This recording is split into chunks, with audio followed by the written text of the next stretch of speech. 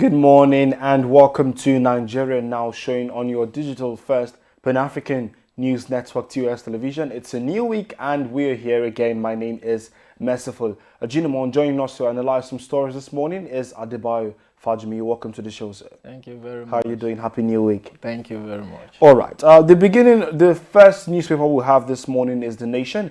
And the banner headline there talks about Omicron, federal government to ban flights from UK, Canada. We have two riders. The first, Saudi Arabia, Argentina, UAE on red list.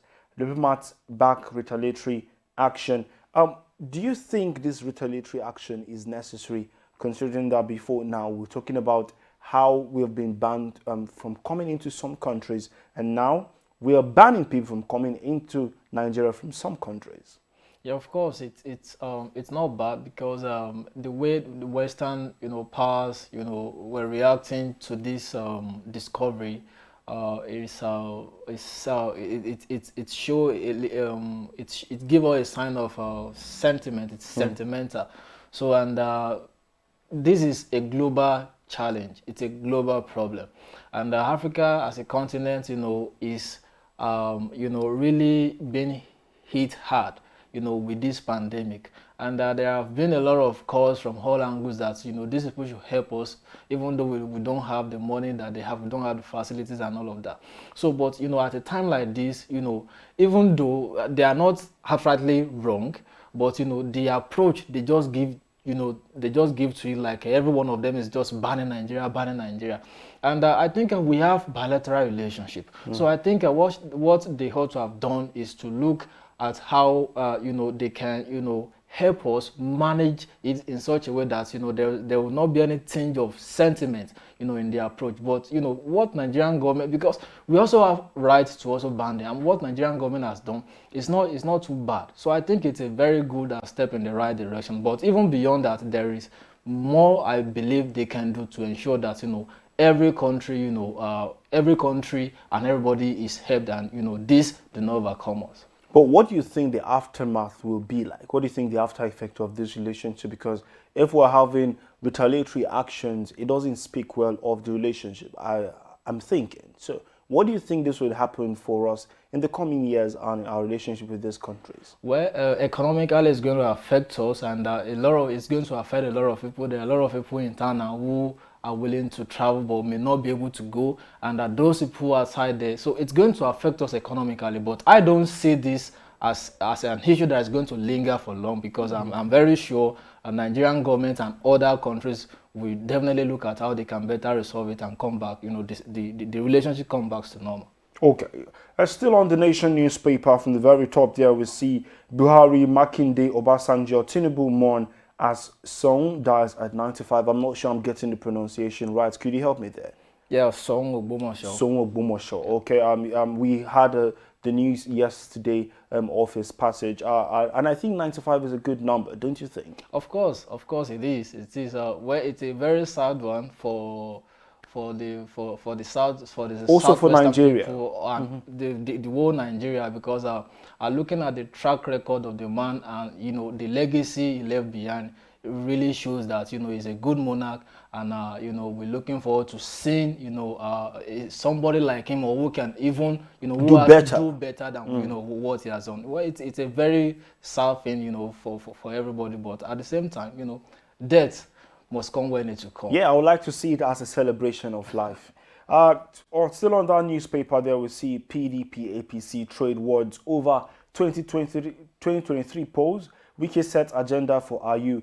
And then we see Kogi sues EFCC over 9.3 billion naira bailout saga that we can get on page 5. And still on page 5, bankers invest 40 billion naira in National Theatre. We can get all of this story. Just on the bottom right there, we see Umahi to IPOB. You can't stop president's visit. And then we see NFF sacks Eagles coach Raw.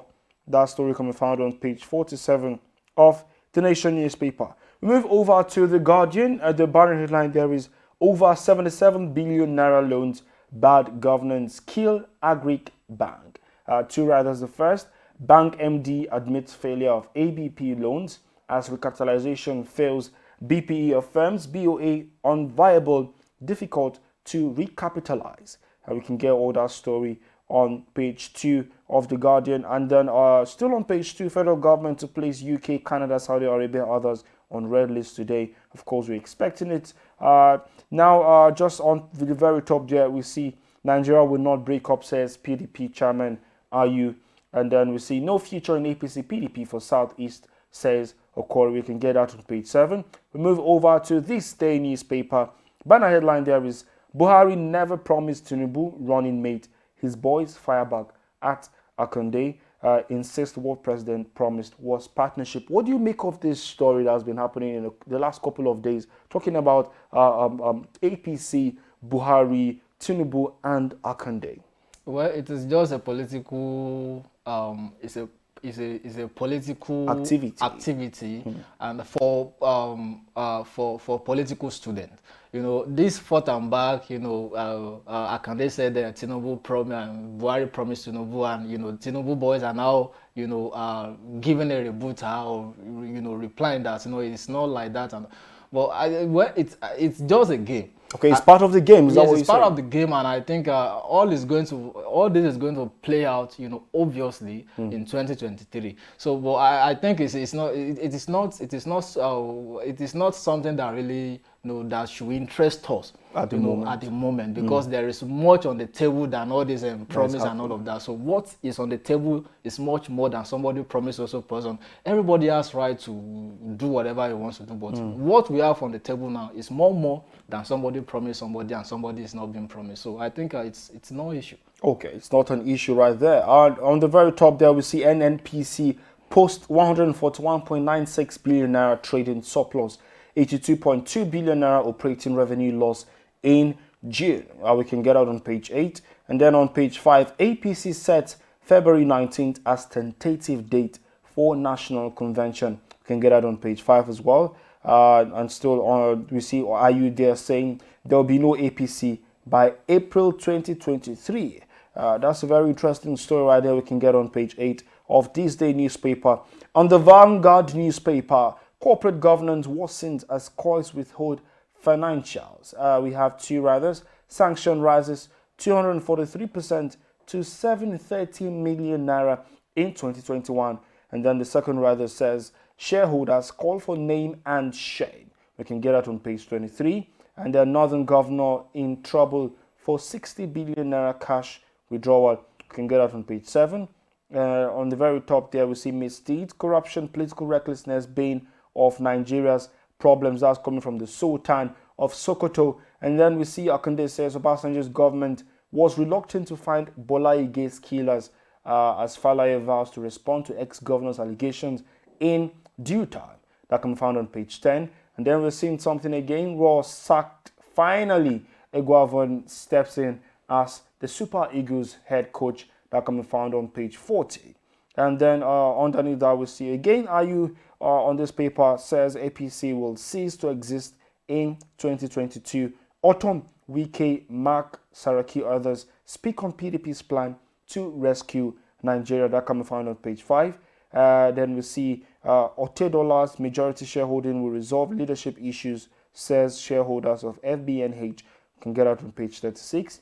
And then we see Nigeria's oil output falls 13% to 1.4 MBD in 5 years. That can be found on page 8 of the Vanguard newspaper. Don't forget to stay updated with what's happening in Nigeria and, of course, across Africa on our website, www.tostvnetwork.com. Also, our social media platforms are there so you can follow and stay updated. My name is Merciful Ajinomo. Thank you for joining us on Nigeria Now. We'll see you tomorrow.